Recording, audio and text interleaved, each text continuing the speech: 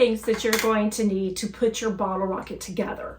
You're going to want some scissors, some tacky glue. If you don't want to use tacky glue and you're using cardstock, then you can use regular glue on the cardstock or construction paper. If you're using the construction paper, you can just use tape, and that's what I did for this blue one. I just used construction paper and tape. I liked using duct tape at the very end because you have to tape in a tail to the inside of the rocket. I prefer using these sticks. You can get all of these at Dollar Tree, and you're going to color them. You can use popsicle sticks or you can use bamboo sticks. If you do not have any of these and you don't want to buy them, you can take construction paper and use a pencil, and you're going to roll the construction paper up really tight and pull the pencil out, and then you're just going to tape that into the bottom of the rocket. I used duct tape for my bottle rockets to put the tail in, but you could always try gluing some other kind of tape. It may work fine. You're also going to want to have some markers to color. These are the things that I use to wrap my bottle rockets with. Metallic bags from Dollar Tree. Hobby Lobby's red wrapping paper and their silver wrapping paper. The design paper that they have right here, and the polka dotted one.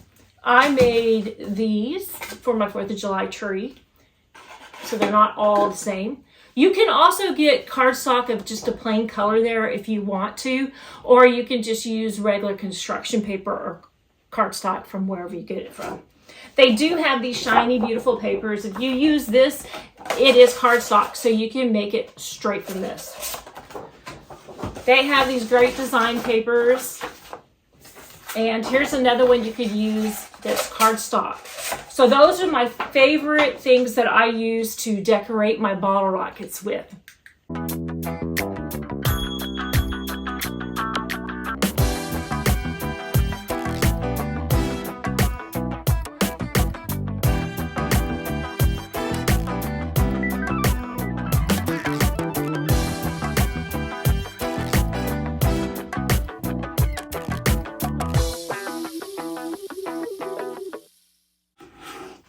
So let's get started with making the body.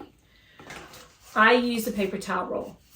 You're going to want to cut the wrapping paper the size that will fit when you wrap it. However, you want to leave extra on each end. The reason that I leave extra on each end is because I like to have it hang out so I can cut slices all the way around. After I cut those slices all the way around, I'm going to glue the edges right here, and then I'm going to fold them under and hold them for a second for them to stay. The reason that you're doing this is because if anybody looks up the tube, they would just see brown. This gives them a little bit of silver on the inside. I do it on the other side too, just to be sure it's the same. And then I'm going to make my cone. For the cone, I like to have a template. What works really well are these party hats. They give you a perfect round shape. I obviously don't want it this big, so I'm going to see how small I want to make it.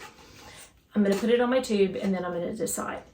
Once I decide how small I want it, I'm going to draw a line all the way around it. If you want it to be completely straight and not eyeball it, you can use a ruler and be sure it's the same all the way around, because then you're going to draw that line and you're going to cut it.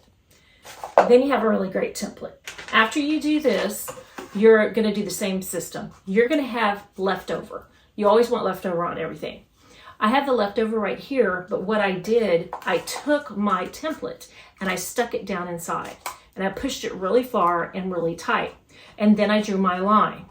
That way, I know that's where I don't want to cut. I want to leave a section open. I want to leave about this much open.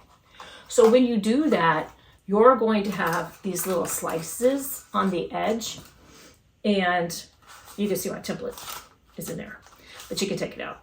You can even glue these in if you want it to be really sturdy. Most of the time, I just go ahead and glue it in.